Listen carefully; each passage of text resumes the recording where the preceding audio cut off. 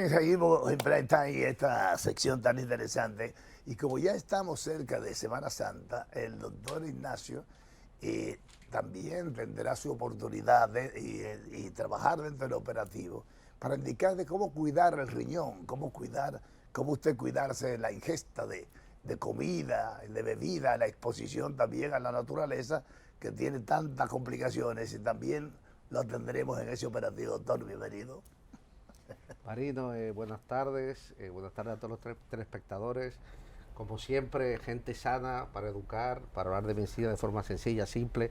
Sí, Marino, claro, vamos a estar ahí en Semana Santa, semana que viene, tratando de educar a la población en ese aspecto de los cuidados en Semana Santa. Pero hoy, Marino, hoy tenemos filete. Hoy tenemos una de las enfermedades más frecuentes que afectan al ser humano. Se dice que de 3 personas a 1, el 35% de la población va a tener esta enfermedad. Y como siempre tenemos médicos con todas las competencias, ¿no? Tenemos hoy invitado al doctor Sandy Casado, él es cardiólogo, ecografista, y vamos a hablar de la hipertensión arterial, vamos a ver todas las dudas. Doctor, muchas gracias por la invitación.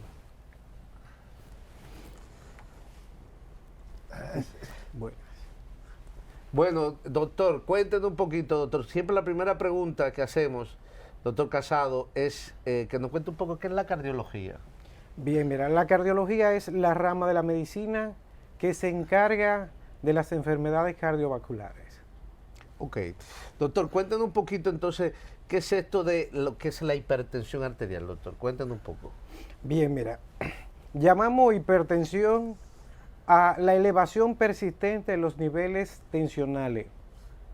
Los niveles tensionales normales, por ejemplo, básicamente por todas las guías, es una presión sistólica de 120 milímetros de mercurio y una presión diastólica de 80 milímetros de mercurio. Ahora, tomamos como hipertensión niveles tensionales de 140 la sistólica y 90 la diastólica para los europeos, y tomamos para los norteamericanos una presión que sea 130 la sistólica y 85 la diastólica para los norteamericanos. Ok, o sea, la sistólica, la gente, la población dice la alta y la, exacto, y la diastólica la baja. Ok, doctor, y entonces, ¿por qué una persona, doctor Casado, por qué una persona desarrolla hipertensión? O sea, ¿por qué, por ejemplo, Marino, que no es hipertenso, y otra persona puede...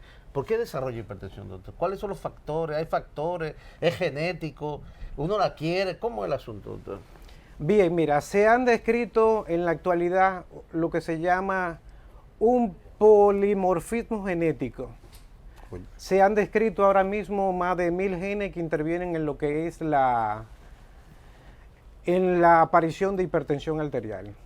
Claro que también hay fenómenos, mecanismos tanto internos como externos que están relacionados con la aparición de hipertensión. El más importante, lógicamente, es la edad, pero en la actualidad la hipertensión arterial ha estado apareciendo en personas muy jóvenes. Por eso cuando nos llegan cualquier paciente a la consulta, una de las principales cosas que hacemos es medirle la tensión arterial.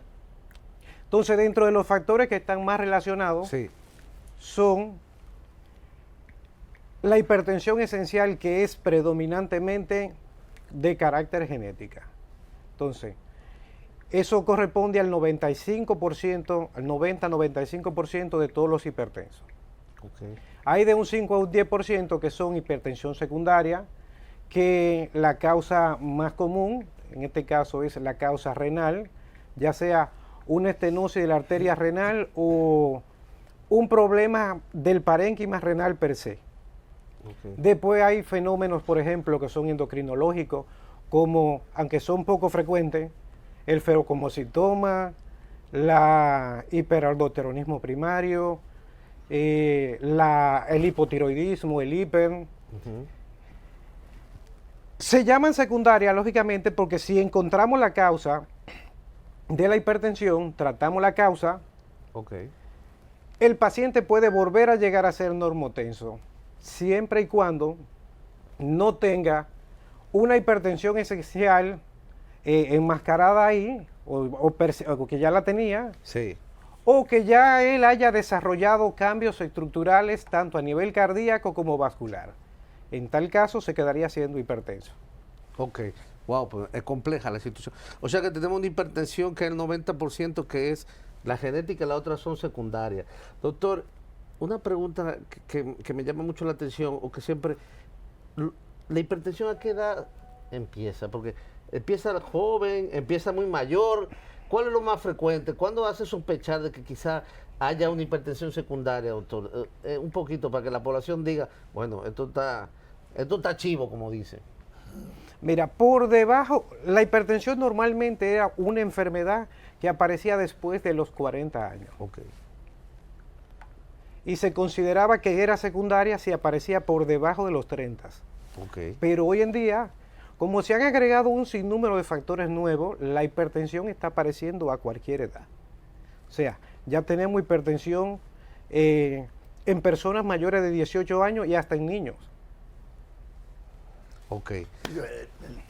El estado de desesperación en que la gente vive, ¿verdad? Es para alterarse constantemente. ¿Qué recomendación se podía dar para la gente mantener sus niveles más estables? Mira, la primera recomendación es irse a hacer un chequeo de rutina. De hecho, la mayor parte de los diagnósticos de hipertensión se hacen en chequeo de rutina. Después de eso, entonces, si el paciente termina siendo hipertenso, nosotros los cardiólogos, los internistas, los médicos familiares y cualquier médico que diagnostique una hipertensión va a dar un sinnúmero de medidas que van a hacer para cambio del estilo de vida o llevar un estilo de vida saludable, como hacer ejercicio, comer bajo de sal, consumir alimentos que sean ricos en potasio, magnesio, calcio, evitar el estrés, no fumar. Y ahora se han agregado un sinnúmero de factores que tienen que ver con la hipertensión, como el ruido ambiental, como las partículas que están en el aire. O sea que hay muchos factores que intervienen. Hay algunos que sí lo podemos manejar, por ejemplo, evitar el sedentarismo, el sobrepeso, hacer ejercicio, comer saludable. Hay otros que no tenemos tanto control y que ya serían ya de ámbito de salud pública. Hay como una contradicción, doctor, No. porque se supone que el que está quieto debiera tener una circulación, una presión estable, tranquila, y sin embargo el ejercicio proporciona mayor placer. Proporciona beneficios. De hecho, el ejercicio, aunque no es el tema que nos ocupa, Exacto. tiene muchos beneficios para la salud de los individuos. Primero, te va a aumentar el metabolismo. También es una causa de hipertensión tener un metabolismo muy lento o un metabolismo alterado, especialmente de los carbohidratos. Segundo, te va a mejorar el sueño. Te va a aumentar la densidad ósea, la densidad muscular. Vas a prevenir el Alzheimer, la demencia vascular, la demencia senil. Wow. Y también mejora la parte cognitiva. Doctor Casado, excelente. Nos ha ido explicando un poco cuáles son las medidas de prevención. Marino siempre se nos adelanta un poquito ahí la secuencia, pero, doctor, yo creo que es muy importante, y esto para la población entienda, doctor, ¿la hipertensión da síntomas? Porque esa es una pregunta que dicen que la asesina silenciosa. Hay gente que dice que se le pone la oreja caliente, otro que le duele la cabeza, otro que ve visión borrosa. ¿Da síntomas la hipertensión, doctor? La verdad es que la hipertensión no da síntomas. ¿Ay? La hipertensión es, como tú lo mencionaste, un asesino silente, igual que el cáncer. Lo que más se relaciona con la hipertensión sería la cefalea, algo que tú lo pudieras ver en los ojos, que es una hemorragia retiniana, pero eso sería un signo y tú lo verías más que un síntoma. Pero la hipertensión no suele dar síntomas. Cuando la presión, y es por una razón lógica, la presión va a ir aumentando progresivamente. Cuando tú te vuelves hipertenso, ocurre una agresión en tu cuerpo. El cuerpo se defiende y activa un sinnúmero de mecanismos. En un principio, por ejemplo, sería el sistema simpático que produce adrenalina, noradrenalina, que es lo que nos prepara para la huida. Normalmente el que tiene un susto, si tú le tomas la presión, está alta. Hay mucha adrenalina circulando, pero eso no dura mucho tiempo, eso dura 30 minutos a lo sumo. Si la agresión continúa, entonces va a entrar otro sistema que se llama renina-angiotensina-aldosterona. Este está encargado de producir vasoconstricción periférica y de hacer un remodelado a nivel cardíaco para que el corazón tenga más fuerza, o sea, aumente el grosor de las paredes. Entonces, cuando eso ocurre, la hipertensión se queda permanente. O sea, cuando ya tenemos lo que podríamos llamar daños a órganos dianas, que en este caso es hipertrofia cardíaca, y endurecimiento de los vasos, la hipertensión ya se queda. Wow. Doctor, entonces o sea que esa hipertensión, ya con esos mecanismos compensatorios, se queda establecida, ¿no es verdad? Doctor, ¿y cuál sería la forma de diagnosticar? Porque usted ha mencionado que por encima de 14,9, pero ¿cómo hacemos el diagnóstico? ¿Midiendo la presión con un examen de orina, un examen analítico, un ecocardio, un mapa de 24? ¿Cómo llegamos al diagnóstico con una sola presión en la consulta? ¿Cómo hacemos el diagnóstico de hipertensión? Porque, doctor, otra preguntita, 2 segundos. ¿Se cura la hipertensión? ¿O de que yo fui hipertenso? ¿Eso existe? ¿O cuando te diagnostican hipertenso ya, eso es como un sello hasta el día que te mueres? Bien, la primera, si se cura o no. La presión, si es una hipertensión secundaria, si son por factores agregados. Sí. Imagínate, por ejemplo, la obesidad produce hipertensión, porque produce resistencia a la insulina. La resistencia a la insulina, aparte de que produce diabetes, también produce daño a nivel de los vasos y por ende hipertensión.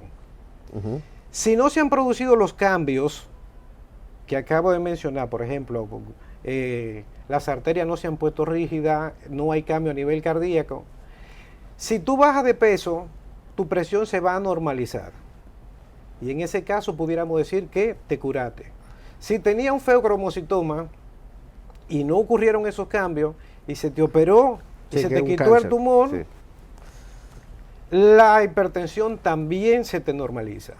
Okay. Igual pasa con el hipertiroidismo, pero no siempre pasa así. Con la hipertensión esencial es poco probable que pase eso. Y el 90%. Exacto. Wow. Bueno, doctor, y entonces, ¿y el diagnóstico cómo lo hacemos? ¿Cómo llegamos a ese diagnóstico? Dígame. Bien. Porque el marido está ansioso, porque él está medio preocupado, yo lo estoy viendo. Entonces tiene que dejar el romo, el cigarro, marido está complicado así. No. Entonces, mira, lo primero es irse a hacer un chequeo de rutina. Okay. Si en el chequeo de rutina te encontraron los niveles tensionales altos, o sea, si nos vamos por los gringos, que son los que nos quedan más cerca, sí. Entonces, si decimos que tú tienes la presión por encima de 130 a 85, cualquiera de las dos hace el diagnóstico. O sea, tanto la diastólica como la sistólica. Okay. La alta o la baja.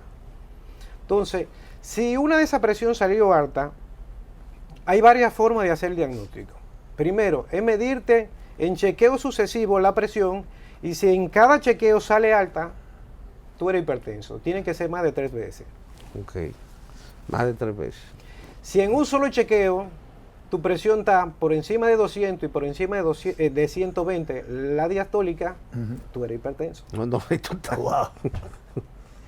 Entonces, hay en pacientes que tenemos ciertas dudas, que son, por ejemplo, pacientes que vienen a la consulta y automáticamente llegan a todas las consultas, tienen la presión alta.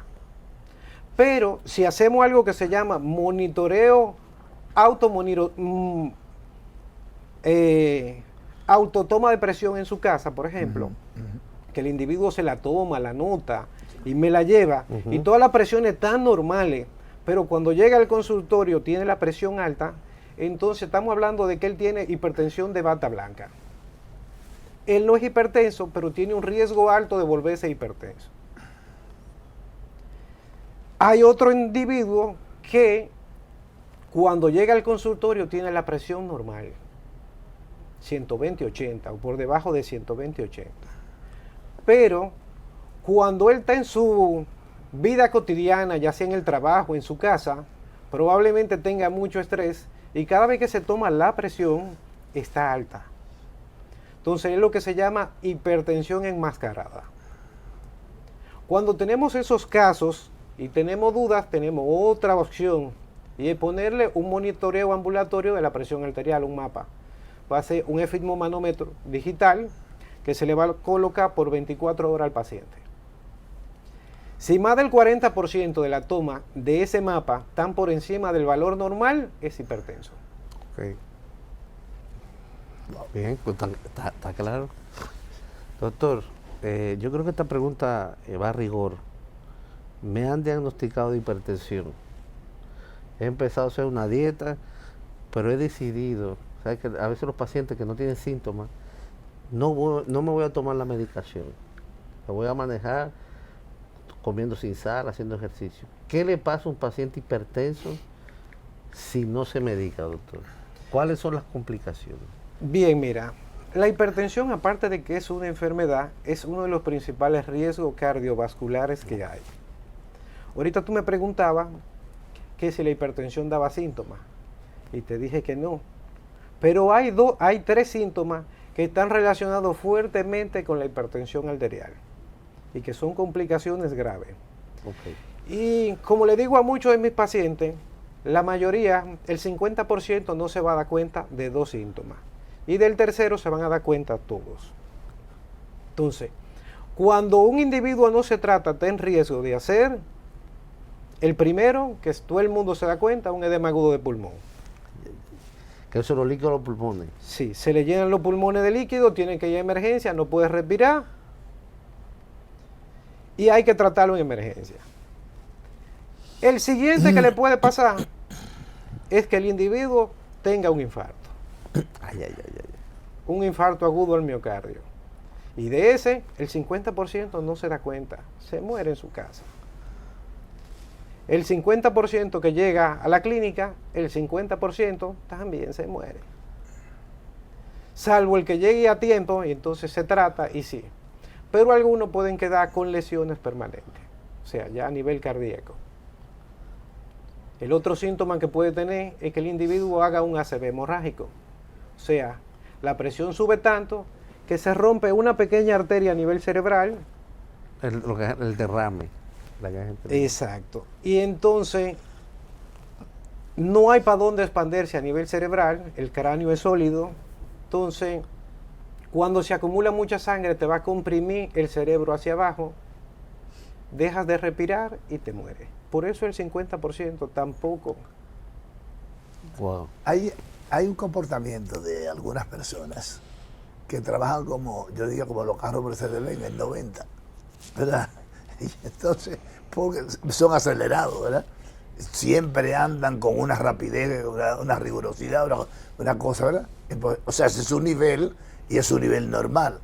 Eso es una persona hipertensa, pero de manera normal, hay forma normal de trabajar sobre los niveles que ustedes consideran que es lo que como debe manejarse el ser humano. Mira, como le decía ahorita, la presión no da síntomas y es porque la presión te va a ir subiendo lentamente. Tú te vas a ir adaptando a los niveles de presión que tú tengas hasta un límite. Cuando el límite se rompe, tú vas a presentar un evento. Ahora, si tú duras mucho tiempo para presentar el evento, esas arterias se van a ir poniendo rígidas, pero también a nivel cardíaca. Y aunque tú no hagas un infarto, vas a terminar en una condición peor, que es la falla cardíaca. O sea, el corazón llega un momento en que empieza a hipertrofiarse tanto que ya no puede contraerse bien y ya no puede relajarse bien. Entonces, pasan 2 cosas. O se hipertrofia mucho o después termina dilatándose y tú entras en falla cardíaca de las 2 formas. En una condición que camina 2 o 3 pasos y te está ahogando. No, complicaciones terribles, por lo que ha dicho el doctor. Sí. Infarto, edema agudo de pulmón, que se te encharcan los pulmones, accidente cerebrovascular, o sea que ojo con el tratarse. Yo creo que esa pregunta de Marino es muy importante porque también esa es una... Doctor, mi presión normal es 160/90. Doctor comentaba la importancia, ¿no?, de tener eso riguroso, porque el cuerpo se va adaptando y al final va teniendo las complicaciones que está diciendo el doctor. Doctor, una preguntita ahora viene, ya que sabemos que hay muchos tratamientos, ¿existe algún tratamiento que sea mejor para la hipertensión?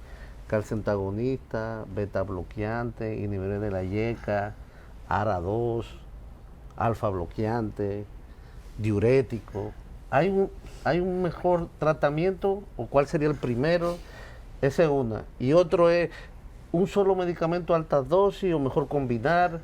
¿Cuál es su experiencia, doctor? Bien, mira, antes de eso, cuando ya hicimos el diagnóstico de hipertensión, sí, entonces nosotros vamos a mandar a hacer una batería de analíticas y de estudios. Sí.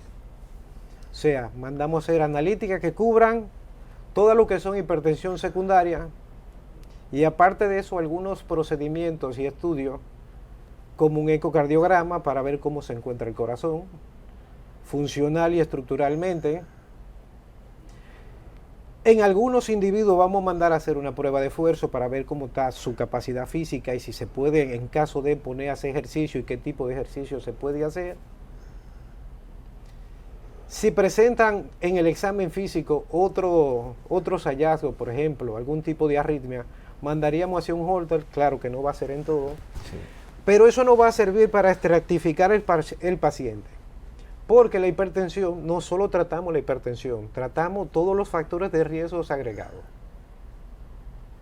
De manera que, como sabemos, los factores de riesgo más importantes son la hipertensión, el tabaquismo, la obesidad, la dislipidemia, o sea, colesterol alto, el sedentarismo, que también va relacionado un poquito con lo de la obesidad. Entonces, nosotros tenemos que tratar todos los factores de riesgo cuando vamos a poner un tratamiento. Okay. En la actualidad, sabemos que hay varios sistemas que intervienen en lo que es la hipertensión arterial. Lo que se recomienda hoy en día es que se utilicen por lo menos 2 medicamentos a dosis baja. Okay. En la actualidad, uno de los medicamentos que más se recomienda son utilizar con un IECA o un ARA2 más cualquiera de los otros medicamentos, dependiendo de la edad del paciente, dependiendo a qué grupo étnico pertenezca, okay, porque no es lo mismo tratar a por ejemplo, a un paciente caucásico blanco que no es renino dependiente, que es renino dependiente, o a un latino o afroamericano que sí lo es. Claro. Al revés. El que es renino dependiente es el blanco, el negro no. Okay. O sea, que por ejemplo los IECAS y los ARA2, si lo ponemos a un afroamericano o a un latino, deberíamos combinarlo con un calcio antagonista o con un beta bloqueante, que son los medicamentos que mejores trabajan en ese grupo de población. Okay. Si por ejemplo es... Sí. Si por ejemplo es un individuo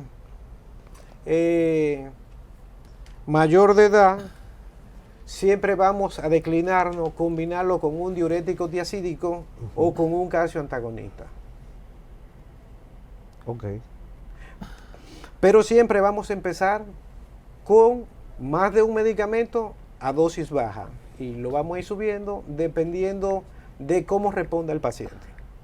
Okay. Normalmente yo lo que hago es, y creo que lo hacen muchos de mis compañeros, es que nosotros ponemos un tratamiento por una semana, evaluamos el paciente, le decimos que tome la presión una vez al día, en horas diferentes, la anote, y cuando vuelva a la consulta nos trae las presiones que tomó y entonces tomamos la decisión de subirle la dosis, aumentarle la dosis o dejarle ese mismo medicamento. Ok. Muy bien, doctor. Y excelente, doctor. La explicación muy técnica. Doctor, en cuanto, ya que usted ha hablado de la enfermedad, ha hablado de los síntomas, ha hablado de, bueno, las complicaciones, desde el punto de vista, Marino estaba por ahí, ¿cómo, hay alguna forma de prevenir la hipertensión? De la prevención, doctor. Ya para terminar, que se nos está acabando el tiempo. Mira, yo mencioné que... Dos cositas rápidas. Yo mencioné que es un asunto genético, pero los genes se activan.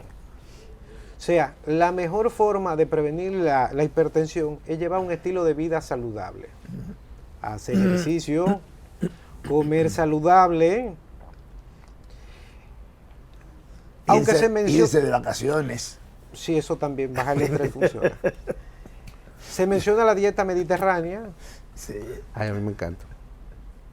Pero realmente yo prefiero, ¿tú sabes cuál? Yo prefiero la dieta de Harvard. Las proporciones de los macronutrientes, por ejemplo, que un 55% sea proteína,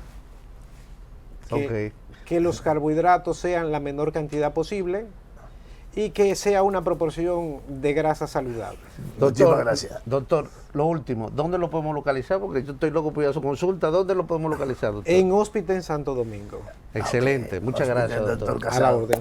Muchísimas gracias, doctor Ignacio Bengoa. Señores, hasta aquí. Prime Time.